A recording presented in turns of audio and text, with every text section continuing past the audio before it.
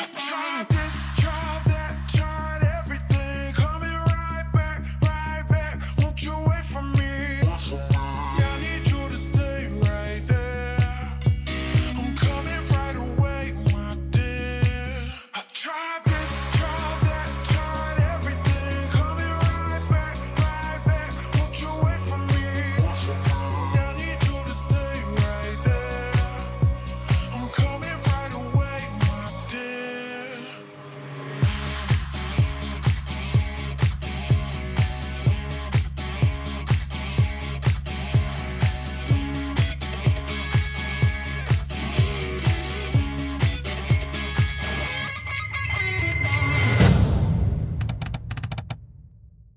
Buenos días por la mañana, otro día que nos recibe Berlín. Hoy nos toca un poco más de historia de Berlín. Vamos a ir al Checkpoint Charlie, vamos a hablar un poquito sobre el muro y lo prometido es deuda. Los museos también nos toca ver hoy. Para llegar a Checkpoint Charlie, que es nuestro primer punto, nuestro primer checkpoint, tenemos que agarrar metro. Justo un metro nos deja enfrente, así que vamos rápido. Bueno, y como es nuestra suerte, salimos del metro y empezó a llover otra vez. Así que vamos a tratar de ver por lo menos el Checkpoint Charlie ahorita, así sea un poco lluvioso. Y de ahí vamos a tratar de buscar cobertura. Y saliendo de allá trataremos de ir al muro. Entonces como que pasamos el muro de ahora para después, a ver si nos deja de llover. El Checkpoint Charlie fue famoso porque fue el punto más conocido y utilizado de todos los puntos donde se podía pasar. Porque en él se podía conseguir el visado para cruzar de Berlín Este al Berlín Oeste. Pero claro, no podían cruzar a cualquiera, que principalmente eran o militares o digamos políticos de esa época. Y si quieres un tip súper rápido y te preguntas por qué se llamaba Charlie, es porque viene más o menos como del abecedario de la OTAN, donde la A es alfa, la B es beta, la C es Charlie y así. No solo fue famoso también porque era un lugar donde podías sacar las visas y todo esto. Tiene un poco más de historia, esta sí es un poquito más fuerte, bélica o... ya que aquí fue protagonista Peter Fetcher, un obrero de 18 años que trató de cruzar el muro, el cual obviamente no se podía hacer en esa época. Los militares que se encontraban ahí no fue lo peor que le hayan disparado, sino que además esta persona estuvo más de una hora en el suelo desangrándose, que ni los militares de la parte soviética venían a ayudarlo o asistirlo después de haberla disparado, y los de la parte capitalista tampoco iban por el miedo de que si hacían algo eso podía ocasionar mayor disparo o una guerra mayor o un conflicto mayor. Y los rumores dicen de que realmente los soviéticos no hicieron absolutamente nada y lo dejaron ahí por más de una hora sufriendo y desangrándose para que todos vieran lo que les pasaba a los que intentaban cruzar. Y si no fuese poco, también justo en este paso fue el suceso de la confrontación de los tanques. Y como lo dice su nombre, fue un momento donde un tanque de Estados Unidos contra un tanque soviético estuvieron disparándose munición real de tanques, destruyendo muchas cosas que están alrededor. Y en ese momento es cuando hubo aún mayor miedo entre toda la población, pensando que este suceso, la confrontación de los tanques, llevaría a una tercera guerra mundial. Cabe destacar de que tenían fresca la segunda, entonces creo que este miedo se avivaba un poco más. Bueno, el clima de Berlín es tan cambiante como su ciudad al parecer, porque habíamos planificado ahora ir a los museos y salió el sol, entonces sí vamos al muro otra vez, a lo conocido como el East Side Gallery. Y si el viento deja que yo pueda hablar y ustedes me escuchan bien, es la parte del muro que dejaron, no va a ser intacta, pero está por donde pasa, y lo usaron para como grafitearla y se la dieron a artistas y diferentes tipos de personas del mundo para que pudiesen dejar sus recuerdos ahí. Y hay unos que están como exhibición fija, como por ejemplo la del beso de los líderes políticos soviéticos, que posiblemente la habrán visto por internet, y si no, aquí te la voy a mostrar. Pero tú dirás, bueno, pero este beso ¿qué? ¿Es algo que hicieron de comedia o no? Este beso es una fotografía real, ya que los líderes políticos soviéticos parece que hacían esto de besarse entre ellos en la boca como gesto de fraternidad. Y un dato o unos cuantos datos importantes acerca del East Side Gallery es que es la galería de arte más grande del mundo al aire libre. De hecho, apenas cayó el muro, unos 120, alrededor de 120 artistas de diferentes partes del mundo vinieron a decorar la parte soviética del muro. Y lo más importante de esa arte es que la mayoría fue inspirada en todos los cambios políticos que hubo entre el 1989 y 1990. O sea que reflejan bastante todo lo que ocurrió en ese periodo de caída del muro. Como todo, las cosas que son al aire libre tienen sus pros y sus contras. Una de sus contras es que esta galería ha sido vandalizada por personas que no les ha gustado esta iniciativa, el hecho es que, claro, como tiene unos 30 años, tiene bastante tiempo, aparte del clima, las lluvias, todo eso la han ido deteriorando. Y bueno, a partir de 1996 aproximadamente, el gobierno tuvo una iniciativa para hacer que se restaurara el muro. Entonces comenzaron poco a poco hasta que creo que en el 2009, si no mal recuerdo, fue restaurado por completo. Existe todavía un poco de vandalismo, entonces constantemente ellos siguen reparando esto, pero bueno, me parece que es algo que no va a terminar jamás. Bueno, y esa estructura que ven allá atrás no está hecha como para decir que están remodelando o reconstruyendo el muro. Lo que están haciendo es para protegerla de las construcciones que están haciendo alrededor. Porque si te dan cuenta, hay como edificios en construcción por todos lados en el muro. Que estos edificios en construcción están generando una polémica seria. Digamos que las personas más afianzadas a la cultura dicen que no deberían estar construyendo nada alrededor del muro. Quería de permanecer lo más puro y más virgen posible. Si tú vienes para el muro, puedes caminarlo por el lado de afuera, que está la calle y todas las obras de arte, o por el lado de adentro, que bueno, están otro tipo de obras de arte, que son grafitis urbanos, y está como árboles, todo depende de lo que quieras ver, si quieres ver grafitis o quieres ver artes, murales, pinturas, si quieres ver verde o quieres ver edificios y calles. Puedes caminarlo como tú quieras, por donde tú quieras y de la forma que tú quieras. Ya con lo que hemos hablado hasta ahora, creo que cubrimos un poco la parte artística del muro. Ahora vamos a mostrarte lo que es en general el muro, como lo que ves allá arriba. Esa cosa negra es como algo que hace que el borde sea redondo para que la gente en esa época que quisiera saltar el muro no pudiese agarrarse de arriba, porque realmente al agarrarte es como liso y te deslizas hacia abajo, entonces hace que brincar el muro sea muchísimo más difícil. Además de que otra cosa que podemos mostrarte es la altura. Por ejemplo, yo mido 1,80, parado no llego hasta arriba. Entonces, además de ser el muro redondo arriba, que hace que sea más difícil agarrarse, era alto, sin contar de que habían dos muros que separaban para el lado soviético, además de espinas, minas terrestres, torres, francotiradores, o sea, una odisea poder salirse y escapar de la Alemania soviética. Sí, como decía Gabriel, era bastante difícil cruzar el muro. De hecho, al principio, en los inicios de que levantaran el muro, sí lograron pasar muchas personas de un lado al otro. Pero a medida que fue pasando el tiempo, era muchísimo más difícil, había muchas más barreras que cruzar para poder pasar y generalmente los que intentaban pasarlo no sobrevivían.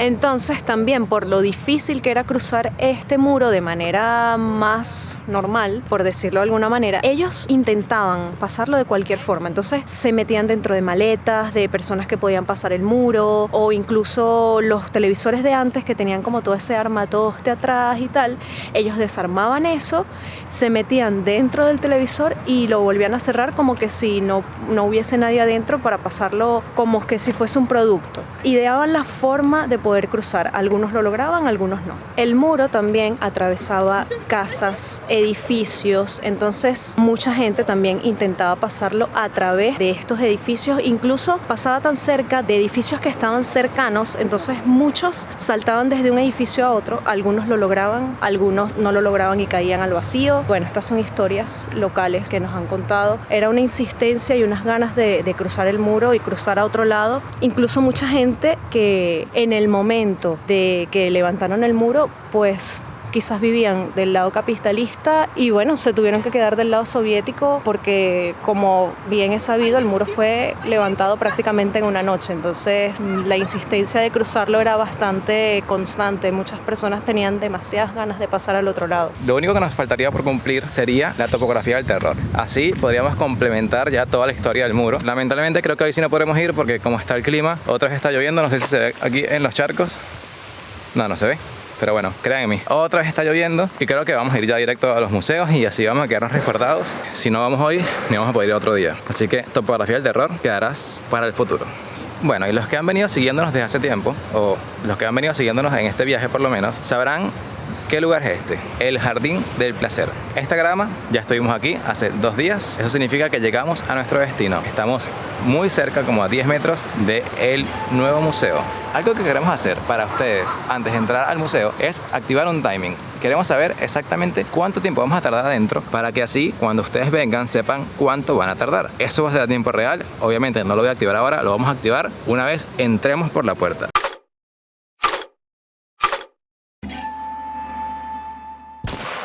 El nuevo museo. Esta es la joya de la isla de los museos de Berlín. Y es que alberga alrededor de unas 9.000 piezas históricas. Y hay una particularidad en el edificio donde este museo se encuentra. Y es que este edificio fue construido durante la Segunda Guerra Mundial y, debido a esta, sufrió algunos daños que lo hicieron permanecer cerrado durante unos 40 años. Y en 2003 decidieron comenzar con la labor de reconstrucción para poder volver a abrirlo al público en el año de 2009. Haciendo que tomase el nombre de Museo Nuevo porque es el más nuevo, digamos, nuevo, viejo, bueno, el que más recientemente fue abierto al público y es uno de los más visitados de la isla de los museos. El Museo Nuevo se divide en 2 zonas, básicamente. La zona egipcia o el Museo Egipcio y el Museo de Prehistoria e Historia Antigua. En la parte egipcia, la cual era la zona que más me interesaba y por eso decidimos entrar a este museo, se divide en 3 plantas donde tiene más o menos alrededor de unos 2.500 objetos en exposición. Y es que esta es probablemente la zona más importante de este museo. Aquí podrás encontrar un montón de momias, una gran cantidad de figuras y utensilios que utilizaban en rituales de embalsamiento y momificación. Y además, yo creo que la pieza más importante de este museo es el busto de Nefertiti, que se encuentra completamente conservado o muy bien conservado desde su creación en los años 1300 a.C. En cuanto a la parte del museo, donde vamos a encontrar cosas de la prehistoria y de la historia antigua, podemos encontrar un montón de figuras y objetos utilizados en diferentes momentos de la historia, así que vamos a encontrar cosas tanto de la edad de piedra, la edad de bronce y la edad de hierro, como también utensilios utilizados en el Imperio Romano. Y todo esto está ordenado cronológicamente para que tu experiencia sea súper interesante y vayas viendo cómo va pasando el tiempo y cómo fueron mejorando y cómo fue evolucionando la humanidad en diversas construcciones, tipos de herramientas utilizadas. Es, por lo menos a mi parecer, a nuestro parecer, fue una experiencia súper interesante. Se me olvidaba contarles una parte importante y es que en esta zona de la prehistoria van a poder conseguir una de las cosas que más destaca en este museo, además del busto de Nefertiti, un sombrero ceremonial de más de 3.000 años de antigüedad que era capaz de predecir los eclipses lunares. Tenemos que decirles algo, que justamente viendo un solo museo, miren el tiempo que nos tomó. 2 horas 26 minutos, bueno, 27 minutos. 2 horas 27 minutos. La verdad es que son demasiado grandes y sería lo óptimo venir, bueno, digamos que 2 museos por día está bien porque abren desde las 10 de la mañana hasta las 6 de la tarde para poderlos ver con calma y ver todo lo que hay ahí porque es que es una inmensidad de cosas y todo es súper interesante. La verdad es que te toman tiempo, entonces tienen que tener eso como prevención de si quieren visitar alguno de estos museos, pues venir con bastante tiempo. Sí, como dijo doña Ana Medrano, entrar aquí toma su tiempo y ojo, nosotros fuimos muy rápido, nosotros fuimos casi que viendo todo un poco por encima. Aquí además tú puedes pedir como que los audioguías y además si te pides una audioguía te paras mucho más por cada atracción entre comillas, ¿no? Por cada cosa importante. Yo creo que tardarías fácil 1 hora más o hasta 1 hora y media más por museo, por lo menos el nuevo museo, porque no puedo hablar de los demás. Tardarías yo creo que mínimo unas 3 horas y media, pero si vienes con suficiente tiempo y crees que te gusta mucho la historia y todo esto, te recomiendo que entres a las 10 de la mañana 1 y por lo menos mínimo veas 2 al día. Y otra cosita bastante importante para tomar en cuenta si vienen de viaje para acá, es que si les pasa como a nosotros, que hemos tenido bastantes días de lluvia, escojan uno de esos días de lluvia para venir a visitar los museos. Y otra cosita también, si pueden comprar sus entradas por internet, nosotros no lo hicimos de esa forma, pueden encontrar entradas a muy buen precio para ver todos los museos. Por dentro, los museos se conectan entre sí, entonces, más o menos, por lo que pudimos ver, es que el nuevo museo se conecta con el museo de Jane Simon y luego este se conecta con el museo de Pergamino y así. Entonces, de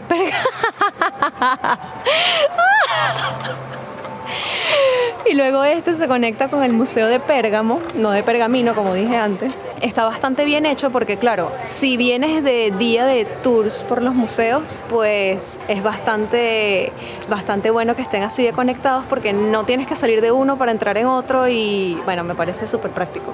Y la maldición del Checkpoint Charlie se vuelve a cumplir. Cerca del Checkpoint Charlie está la topografía del terror. Bueno, ahora queríamos volver, ya que los museos habían cerrado y no queda mucho más que hacer. Y está lloviendo. Otra vez. Salimos de allá y, verdad, no estaba soleado. Estaba nublado, pero tampoco tenía pinta de que iba a llover. Pero, en la zona de la lluvia eterna, el Checkpoint Charlie. Pero aún llueva, truene o relampaguee, vamos a tratar de llegar a la topografía del terror. Porque, bueno, no nos queda mucho tiempo en Berlín y hay que aprovechar hasta la última gota. Llegamos a la topografía del terror, que es otra parte donde pasaba el muro, como lo puedes ver acá, que aquí no está ni pintado, ni grafiteado, ni nada. Y aquí abajo, ese charco que pisé, ok, y aquí abajo, otra vez, esa pared como techo de cristal es el museo a el muro. Entonces ahí vamos a conseguir información más específica sobre todo el tema del muro. Y creo que también vamos a ver partes del muro destruidas, derrumbadas o cosas así. Y ahora vamos a entrar y nos enteramos de todo lo que hay adentro. Corrijo, ese edificio de atrás, ese, es la topografía del terror. Aquí abajo es como que la historia de Berlín desde 1933 hasta 1945. Errar es de humanos. La topografía del terror. ¿Por qué decidimos ir a este lugar? Es que este es un sitio donde vas a encontrar pero muchísima información para que puedas entender desde la base de todo el movimiento de Hitler, de todo el movimiento nazi, desde que llegó al poder este partido nacionalistas hasta la guerra y todas las consecuencias postguerra. Es una exposición donde te explican con fotografías, documentos y un sinfín de imágenes para que puedas entender todo este proceso. Además, a sus alrededores también tenemos otra exposición donde nos habla un poquitito más del proceso de guerra, posguerra y todas las consecuencias que hubo debido a este periodo de tiempo, pero no está tan enfocado en el partido de Hitler, sino de todo lo que ocurrió en el territorio de Berlín, como por ejemplo propagandas que hacían, qué se decía en las noticias y cosas que quizás ignorabas y que te van a ayudar muchísimo a entender por qué ocurrió todo este tema en este periodo de tiempo entre 1933 y 1945 que se terminó la guerra mundial. Entonces, como conclusión, fue el complemento perfecto para terminar de entender qué ocurrió aquí en Berlín. ¿Es hacia allá? Ok.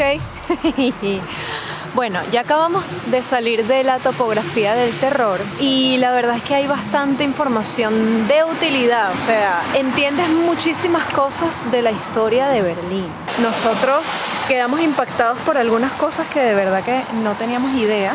Sí, y además yo opino de que si este video te hizo llamar un poco la atención, que vengas, porque realmente creo que no podemos poner ni un cuarto de toda la información y toda la cultura que aprendes solamente viniendo para acá.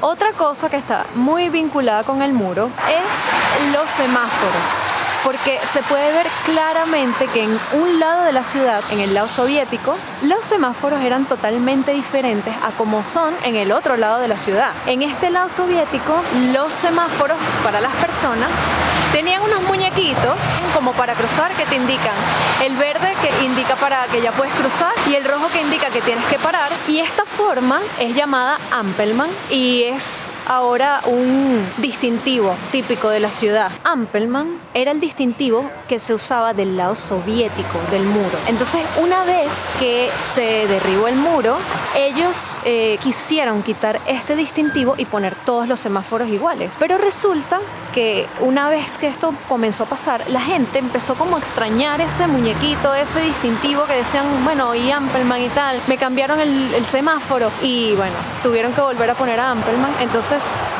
a lo largo de toda la ciudad vamos a ver diferentes semáforos con diferentes distintivos, pero bueno, es así y realmente lo puedes conseguir en muchas tiendas de souvenirs, en muchos sitios, la gente los usa en playeras, en camisas, en mochilas, de verdad que es prácticamente la gente que viene aquí de viaje se lleva un Ampelman como recuerdo. Es como dice Ana, el Ampelman fue tan querido de que llegaron a utilizarlo hasta en libros como para aprendizaje vial de los niños y en diferentes tipos de cosas, o sea, se volvió como la mascota de la gente de acá. Lo bueno fue que lograron despegar como que lo que representaba Ampelman, que era la separación de las dos Berlín, como una mascota o algo más que recordaba que los unía. También ya hoy en día no consigue solamente este Ampelman en el lado soviético. Al ser un símbolo turístico, está casi por todos lados. Todavía consigue semáforos normales como los que vemos por todos lados, pero creo que poco a poco Ampelman se está apoderando de la ciudad. Y bueno, este fue todo el video de hoy. Más o menos fue un video de historia, un poco de video de conocer las zonas y todo lo que tenía que ver un poco con el pasado de la humanidad y el pasado del muro de Berlín. Entonces yo creo que fue un video bastante entretenido, o por lo menos para mí lo fue, vivirlo y mostrárselos y explicárselos, y espero que lo hayan disfrutado como yo. Si lo disfrutaron así sea un poco y les parece que el contenido que estamos haciendo está bien, porque nos estamos esforzando mucho para que esté bien, por favor síganos y déjennos un like, los queremos mucho y queremos que sigan viendo, ya bien sea todos los videos anteriores como los videos futuros. Nos vemos pronto.